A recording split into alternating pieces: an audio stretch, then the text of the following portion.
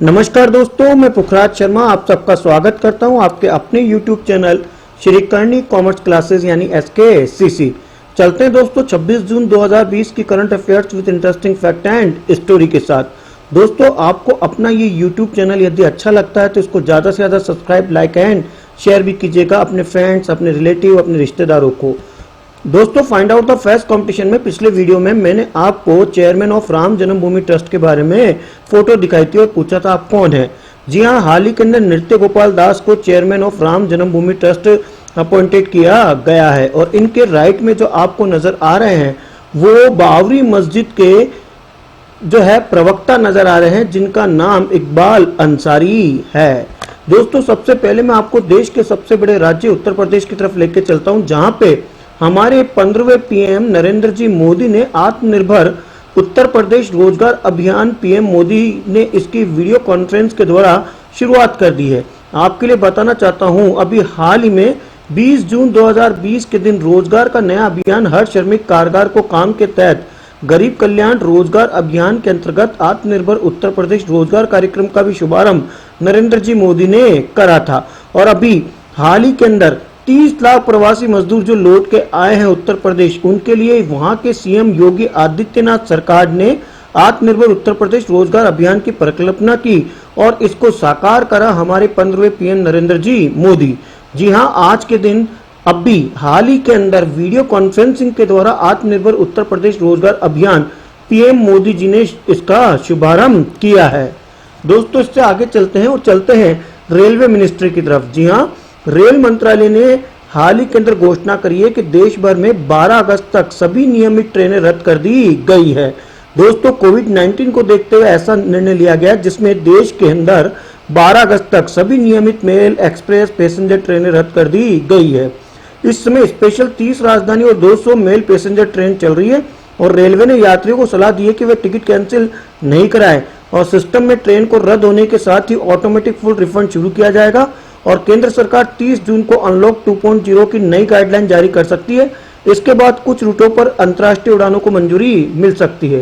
दोस्तों यहां पर आपको ये जानना जरूरी है कि हमारे रेलवे मिनिस्टर पीयूष जी गोयल, जो कि आपको स्क्रीन पे नजर आ रहे हैं, वे रेलवे मिनिस्टर है भारत के।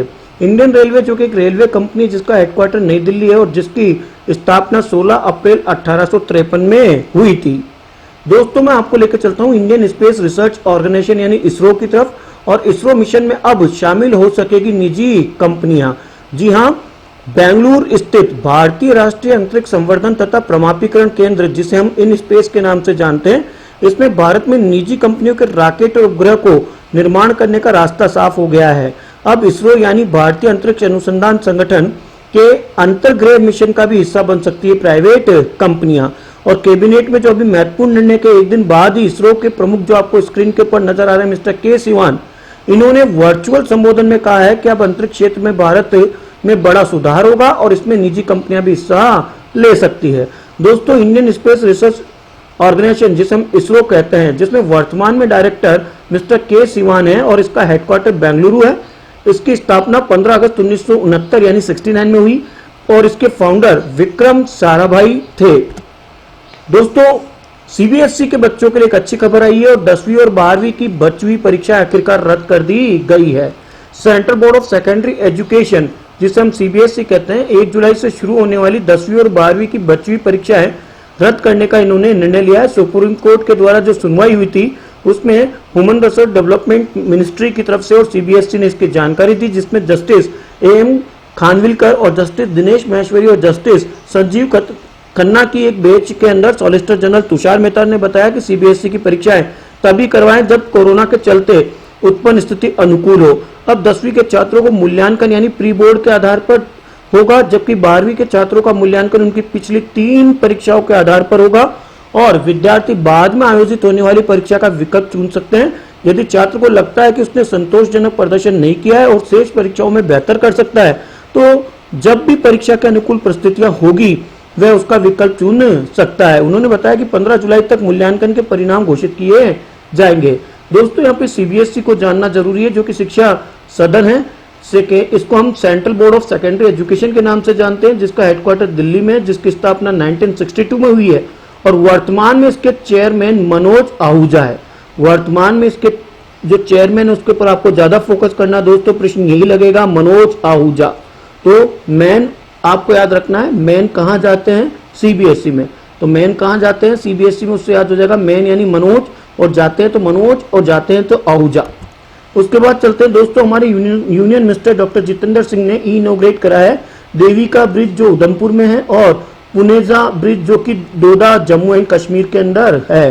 दोस्तों हाल ही के अंदर हमारे union minister doctor Jitendra Singh ने जो भद्रवर और बासोली और साथ में आपका पठानकोट रोड के 185 किलोमीटर लंबे कंस्ट्रक्शन नेशनल हाईवे के द्वारा NHAI के द्वारा बनाए गए एक अल्टरनेटिव लिंक, जिसे हम डोडा और किश्तवाड़ और रामबान डिस्ट्रिक्ट के अंदर स्थित ये दो बड़े ब्रिज जो कि है, इसका इनॉग्रेशन करा है डॉक्टर जितेंद्र सिंह ने। इन दोनों ब्रिज के ऊपर आपको ज्यादा ध्यान देना है, देविका ब्रिज और साथ में पुनेजा ब्रिज।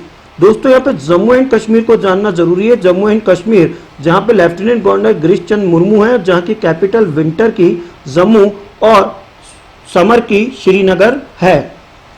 दोस्तों चलते बॉलीवुड की तरफ, और बॉलीवुड की तरफ से एक अच्छी खबर आ रही है। Toronto international film festival tiff 2020 के 45वें एडिशन जो डिजिटल होगा दोस्तों, उसके अंदर प्रियंका चोपड़ा जॉन्स और साथ में अनुराग कश्यप को एज ए एम्बेसडर अपॉइंट किया गया है।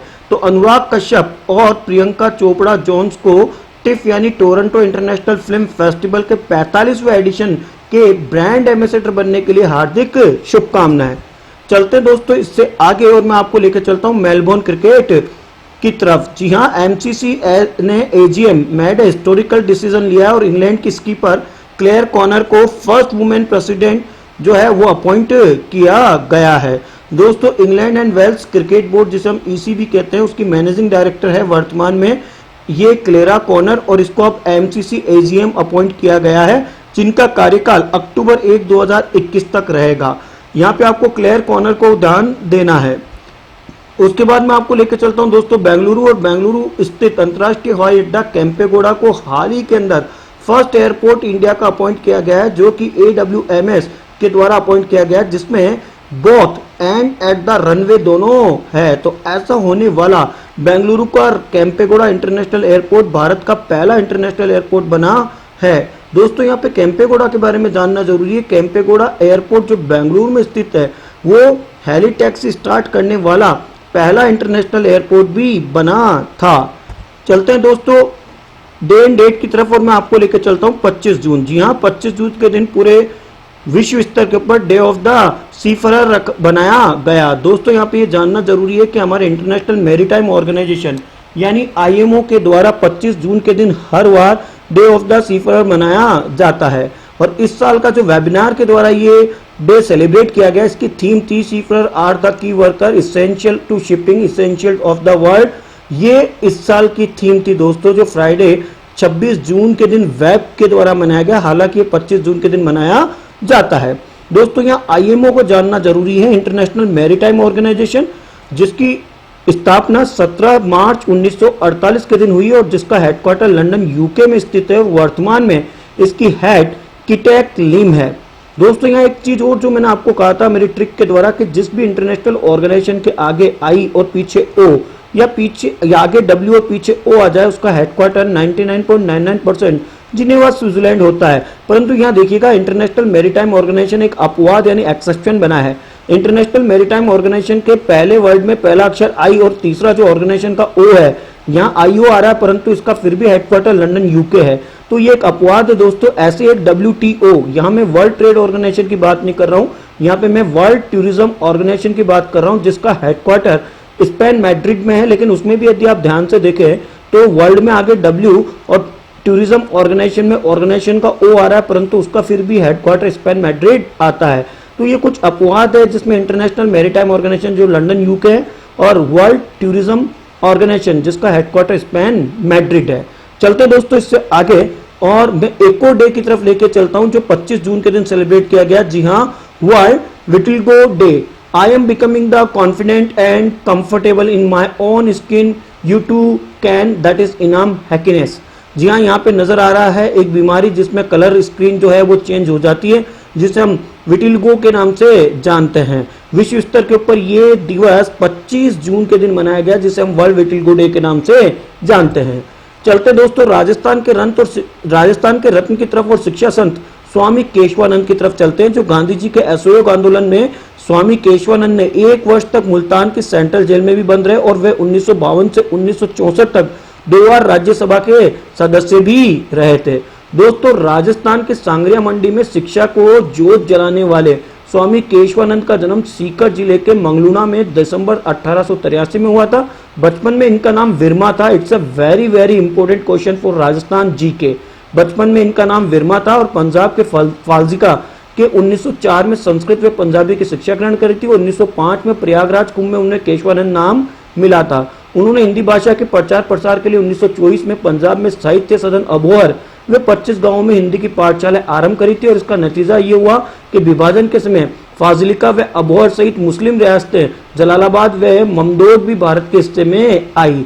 तो नशा व सामाजिक कुरीतियों के इन्होंने विरोध करा और हनुमानगढ़ जिले के सांगरिया में वर्ष 1917 में जाट एंग्लो स्कूल व 8 गांवों की पाठशालाओं की इन्होंने शुरुआत की और 18 दिसंबर 1932 से राजस्थान में इन्होंने शिक्षा का प्रसार का बीड़ा उठाया। 1948 में जाट विद्यालय का नाम बदलकर ग्रामोत्थान विद्यापीठ किया गया और शिक्षा संत के नाम से मशहूर स्वामी केशवानंद ने 287 से अधिक शिक्षण संस्थाओं की स्थापना भी करी और 89 ईयर की उम्र में इनका 13 सितंबर 1972 को दिल्ली में स्वर्गवास हो गया और उनकी स्मृति में 1983 में स्वामी केशवानंद चैरिटेबल ट्रस्ट की स्थापना की गई, जो वर्ष 2009 में राजस्थान कृषि विश्वविद्यालय को स्वामी केशवानंद के नाम पे इनका नाम रखा गया। दोस्तों यहाँ मेरा प्रश्न राजस्थान जीके वालों के लिए कि राजस्थान कृषि विश्वविद्यालय जो 2009 में जिनका नाम चेंज करके स्वामी केशवानंद कृषि विश्वविद्यालय रखा गया, ये कहाँ पर स्थित है, राजस्थान के किस जिले में स्थित है, ये आपको बताना है।